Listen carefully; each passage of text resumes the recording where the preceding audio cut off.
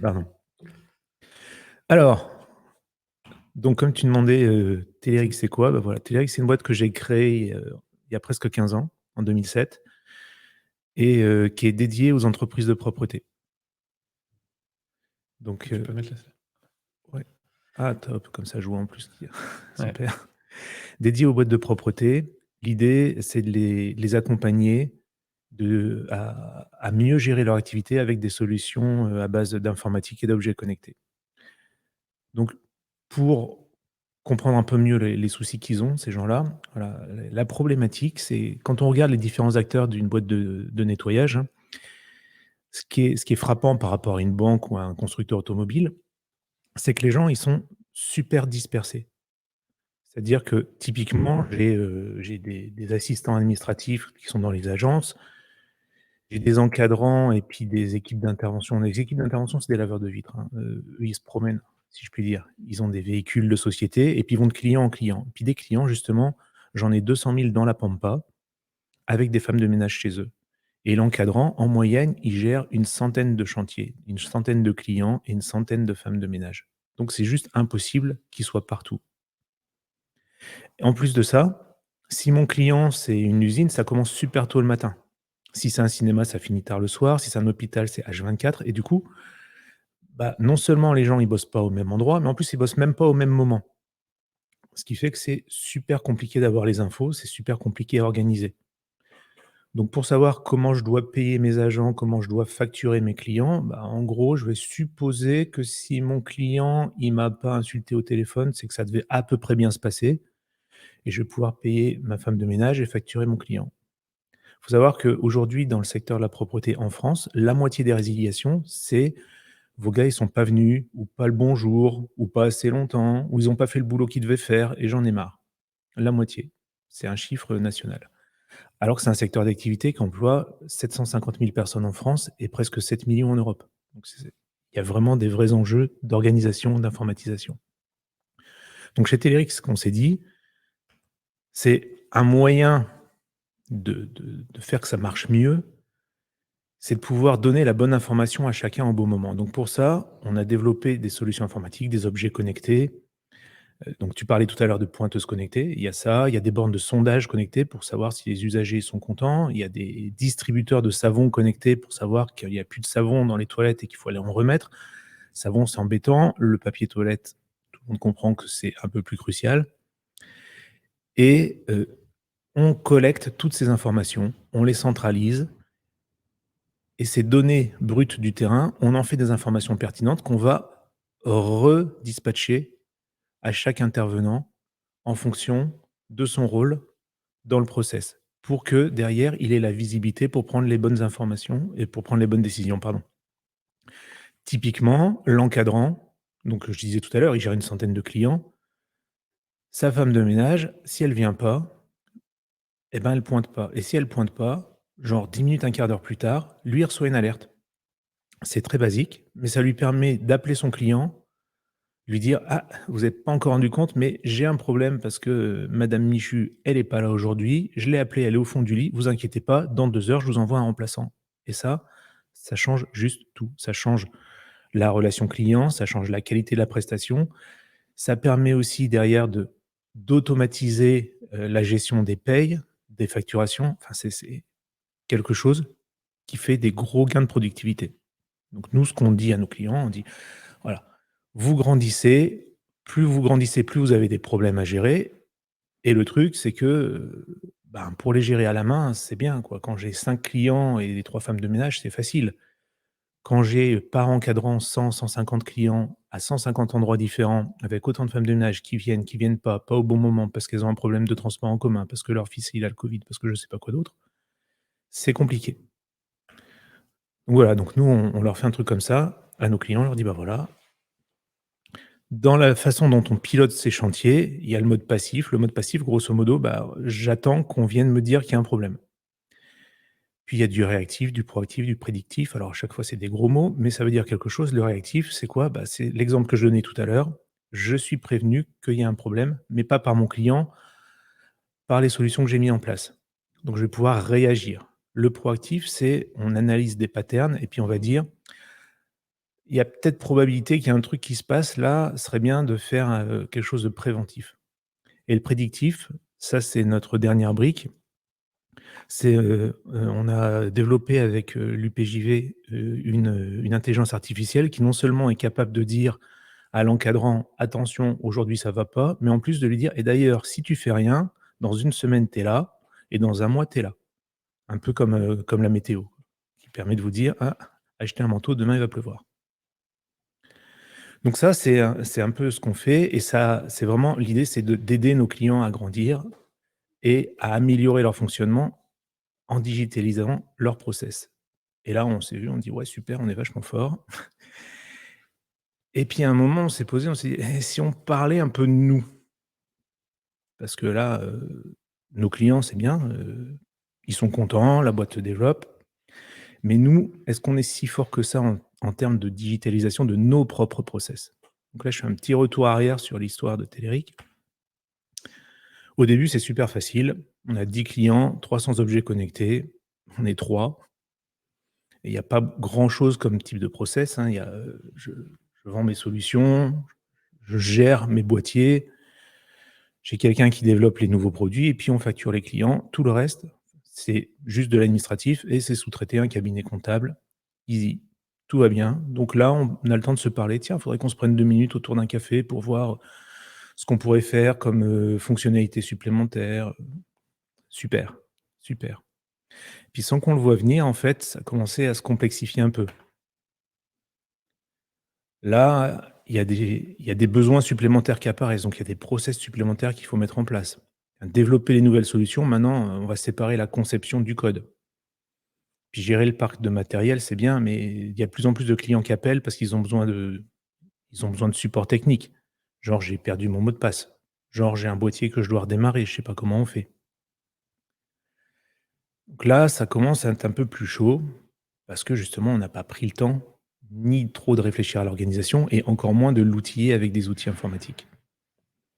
Donc là, les questions, c'est, le SAV machin, au fait, faut le facturer, faut pas le facturer? Quelqu'un sait? Les commerciaux qui disaient: «Et la nouvelle version, on peut la vendre quand?» Ce bug est pas corrigé, enfin voilà, vous voyez? Au bout d'un moment, en fait, ça devient assez difficile à gérer, puisque là, les process explosent, les questions aussi, le nombre de personnes aussi. Parce que si je reviens en arrière, dans la première phase, en gros, il y a toujours autant de choses à faire par client, mais il y a beaucoup moins de clients et la même personne fait tout un tas de tâches différentes. Et en général, même si on est schizophrène, on arrive assez bien à se coordonner avec soi-même. Par contre, quand on est 4 sur un dossier, un qui gère le commercial, un qui gère le support, un qui gère le technique, un qui gère la qualité, un qui enfin, je sais pas quoi. Là, il faut des outils de collaboration, il faut des outils de traçabilité, il faut des outils de flux, il faut tout un tas de trucs que nous, on vend à nos clients, mais qu'on n'avait pas mis en place pour nous et ça devient assez compliqué. Ça devient même très compliqué. Donc là, astuce numéro 38, extrait du manuel du manager débutant, c'est, pour survivre, bah, faut s'organiser. Donc on nomme des responsables, on définit des procédures et on met en place des outils informatiques. Première étape, on nomme des responsables. Alors trouver des responsables, c'est facile. Trouver des bons responsables, c'est compliqué. C'est pas l'objet de mon témoignage, donc disons que maintenant j'ai des bons responsables, j'ai un vrai organigramme, ça c'est pas mal. Deuxième chose, on définit une organisation, donc on définit des procédures. Alors là, j'ai un exemple de procédure simplifiée, elle date de 2018, je vous rassure, la version actuelle est beaucoup plus complète. Ça nous fait une belle jambe et puis on file des fouets aux responsables en disant: «Bah, maintenant, ton boulot, c'est de faire respecter les procédures par ton équipe». Et après, on trouve des outils informatiques pour outiller nos procédures. Et c'est là qu'on se dit: «J'aurais dû réfléchir avant», parce que dans l'exemple en question, voilà, j'ai un logiciel de gestion de tickets, j'ai des fichiers Excel perso sur les postes de chacun ou partagés. J'envoie des mails automatiques, j'envoie des mails manuels avec copie à machin, copie à bidule. J'exporte, vers le logiciel de facturation. Enfin, c'est un bazar incroyable. Et là, on se retrouve avec l'astuce suivante. En fait, le choix de l'outil informatique dépend des décisions d'organisation et réciproquement. Et ça, c'est vraiment le cœur de ce que je veux partager avec vous. C'est que quand on met en place une nouvelle organisation, on va choisir l'outil qui est adapté à son organisation. Mais réciproquement, quand on met en place un outil informatique, il faut comprendre que ça a un gros impact sur l'organisation. Et on ne peut pas mener une réflexion sans l'autre. Le contre-exemple le plus flagrant, c'est les ERP. Donc les ERP, les logiciels en français on dit progiciel, je crois, un logiciel de gestion intégrée qui va vous faire la paye, la facturation, les devis, la gestion des stocks, le café, enfin tout. Et là, quand je regarde, pardon, je prends un ERP et puis là, eh bien, dans la partie du haut, j'ai le process qui est intrinsèquement porté par mon ERP. Et dans la partie du bas, j'ai comment mon organisation fonctionne aujourd'hui, comment mon entreprise fonctionne. Et une erreur qui est faite souvent, c'est de prendre l'ERP parce que le vendeur, il est bon, parce que l'ERP, il a une très bonne réputation. Et c'est vrai qu'il y a des ERP qui sont absolument excellents. Mais il faut d'abord se poser la question de: «Est-ce qu'il est adapté à mon organisation ou est-ce que je peux adapter mon organisation à cet ERP?» Parce que là, on voit clairement qu'on a un petit souci quand même. Pour l'avoir vécu dans une vie antérieure, heu, j'ai vu la mise en place de SAP,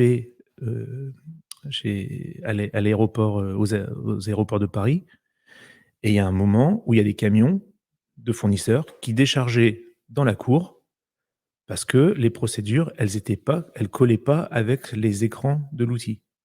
Et donc les mecs, ils devaient partir au bout d'un moment. Le gars avec son camion, il arrive, il a un truc à décharger et on lui dit pas dans quel hangar il doit aller parce que ça collait pas. Les procédures étaient pas d'équerre avec les écrans de l'outil, et ça, c'est quand même assez gênant.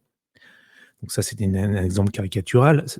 Vu les enjeux, ça a été corrigé assez rapidement, mais c'est un vrai sujet. Il faut toujours se poser la question de l'adéquation entre l'outil informatique et la procédure de l'organisation. Alors ça, c'est un ERP, on va dire modèle standard. L'ERP, tous les vendeurs d'ERP vont vous dire: «Oui, mais ça se paramètre», et c'est vrai, c'est top. Donc là, j'ai quelque chose qui est un peu plus adapté à mon besoin, mais qui est quand même pas complètement collé. Donc là encore, la question se dit: «Mince, zut, pourtant j'ai payé, un bras, pour faire du paramétrage et c'est toujours pas ce que je voulais».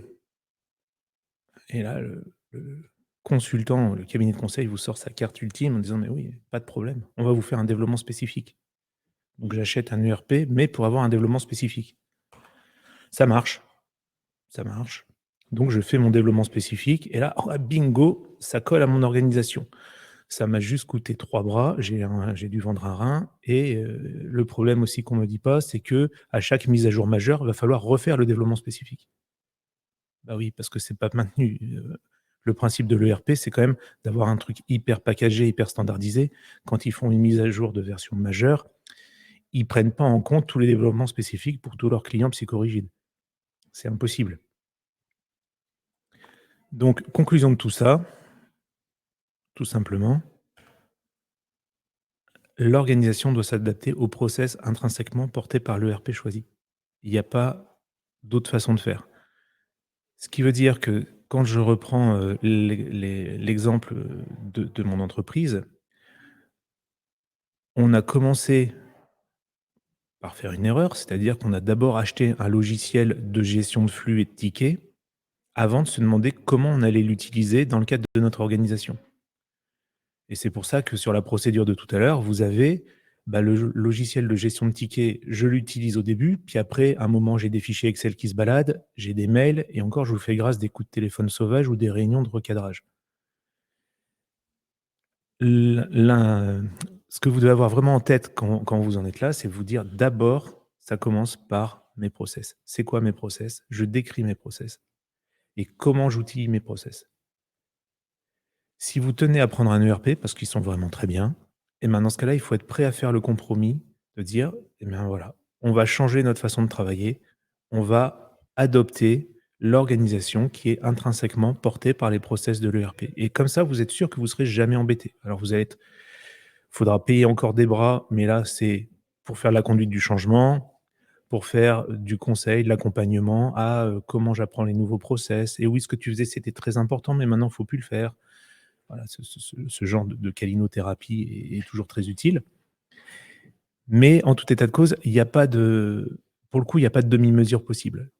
soit j'adapte mon organisation à mon outil, soit je prends l'outil adapté à mon organisation. Et dans tous les cas, il faut commencer par se poser la question là-dessus. Alors chez Telerik, finalement, comme dit l'autre, hein, une fois c'est une erreur, deux fois c'est une faute. On ne l'a pas fait deux fois.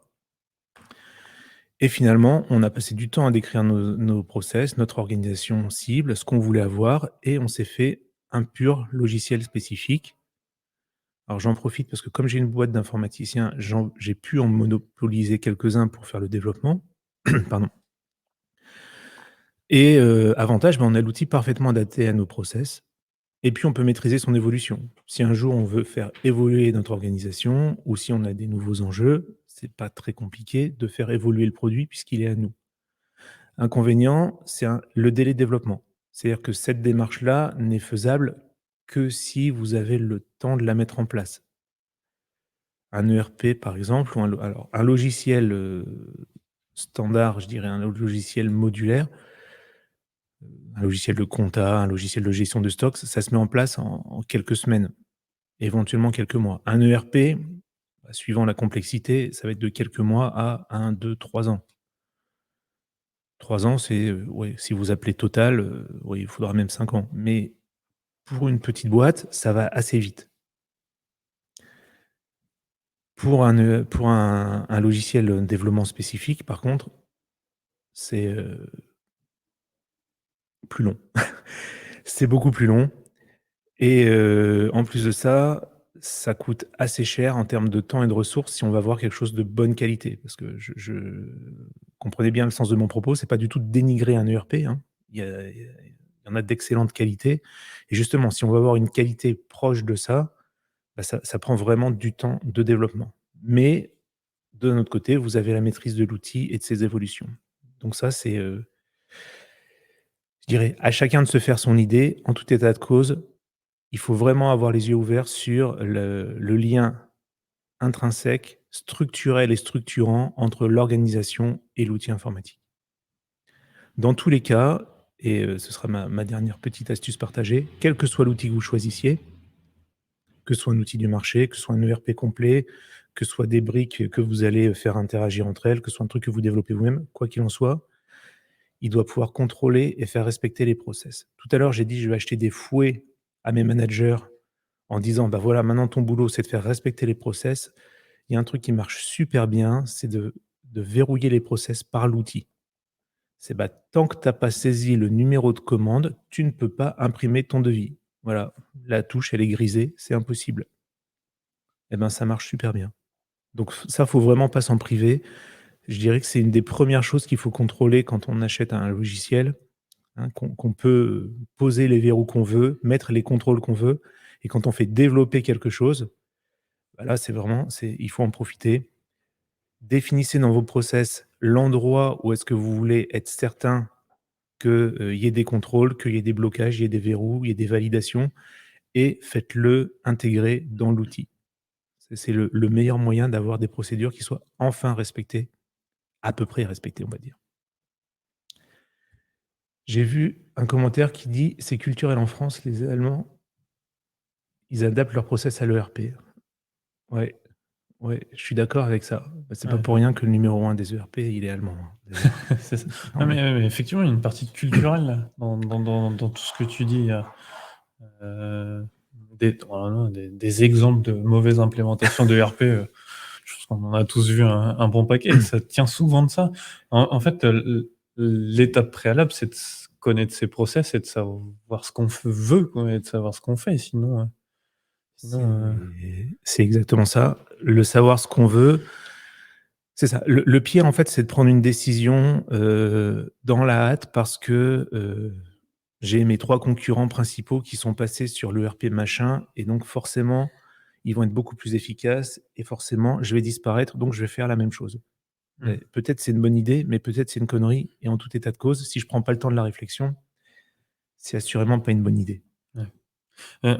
Vous, avec la mise en place, du coup, de cet outil, est-ce que ça vous a, comment dire? Libéré, débloqué des blocages sur la croissance? Parce que là, j'ai vu sur une des slides, vous en étiez à 30 000 objets connectés, de Ouais. raccordés. Ça a dû peut-être encore, continuer d'augmenter. Est-ce que le fait d'avoir mis en place tout ça, ça a débloqué un peu le Alors fluidifier? clairement oui, il y a des choses qu'on n'arrivait plus du tout à gérer. Et là, on était, en fait, je me suis vraiment posé la question de mettre un ERP en place pour gagner du temps. Le problème, c'est que, on a une partie de nos outils informatiques qui servent à faire la gestion du parc de nos objets connectés, c'est-à-dire leur envoyer leur paramétrage, récupérer leurs dernières positions, les synchroniser, les faire monter de version quand il faut, et cetera, et cetera. Les basculer en stock quand on les fabrique, les basculer chez le client quand on les livre, les rebasculer en atelier quand ils sont SAV, enfin tout ce genre de choses. Et cette partie-là, cette brique-là existe depuis longtemps. On l'a améliorée et elle nous permet vraiment de gérer le parc. Avec un parc de plus en plus gros, ça va. Un inconvénient qu'on avait en prenant un ERP, c'est que, si j'utilise l'ERP, par exemple, pour enregistrer une nouvelle commande ou une demande de SAV, derrière, il aurait fallu coder les passerelles informatiques pour que, une livraison déclenche, le modification de statut, dans la partie gestion du matériel, qu'un retour SAV déclenche, la demande de réparation dans la partie gestion du matériel. Enfin, il y avait vraiment beaucoup d'interfaces à faire. De la même façon, on a des modules qui gèrent les serveurs clients parce qu'on a, je sais pas combien de serveurs clients, enfin beaucoup, puisque chaque client a son serveur. Et avoir un logiciel du marché, en fait, aurait été très pratique si on avait eu que la partie, je dirais, fonctionnelle, activité à gérer. Mais on aurait dû se faire, je sais pas combien de dizaines d'interfaces différentes vers la partie gestion technique de nos produits. C'est pour ça que finalement, on je me suis décidé pour faire, un développement interne. Et effectivement, sans ça, je sais pas comment on aurait fait. On était infichus de juste de répondre aux demandes de nos clients. C'est-à-dire, bah, je le montre un moment dans le slide à la fin quand je dis: «C'est plus gérable». C'est là, pourquoi personne n'a rappelé le client? Bah, juste parce qu'on savait plus. Personne n'a noté, ou celui qui a noté, il l'a pas envoyé, ou voilà, pourtant je l'avais noté sur un post-it. Alors tout ça, c'est des tout ça, c'est des bons mots que j'ai entendus, hein, dans mon entreprise. Voilà, le «à quoi ça sert que je fasse un mail à tout le monde?» Bah, finalement, à partir du moment où tout le monde reçoit 400 mails par jour, tu peux te poser la question, ça ne sert à rien. Donc, Mmh. la mise en place de cet outil nous a quand même aidé à fluidifier les choses. Et je le vois bien parce qu'on n'a pas codé tous les modules, et tous les modules qu'on a déjà codés, ça va beaucoup mieux, alors que ceux qu'on n'a pas codés, on est encore en souffrance. Vraiment quelque chose de super important. Ça marche. Ben, merci beaucoup pour cette présentation. Je pense Voilà. que tu as repartagé un constat, qu'on avait déjà eu hier, sur la, comment dire?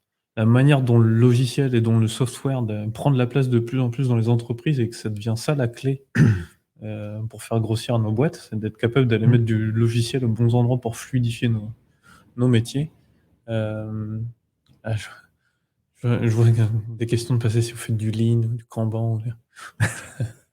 Ah, il y a plein de méthodos après à aller chercher, ça dépend des cas d'usage. Ça marche. Je sais pas s'il y a d'autres questions. Ah, je vois David est en train de poser des questions.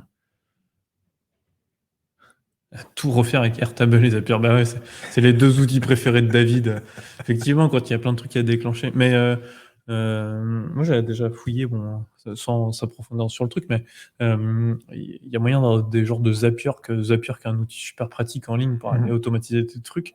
On a, des équivalents qu'on peut installer, en interne pour aller déclencher raccorder plusieurs applis, qui ont des API de l'autre, chacun de leur côté, et faire des ponts, sans tout recoder. Ouais, et il me semble d'ailleurs que j'en ai parlé avec Benoît Ouais, quand c'est il s'est possible, ouais, genre moi je suis fan de ce genre d'outils. Merci beaucoup Eric pour cette bah, présentation. merci, merci, merci.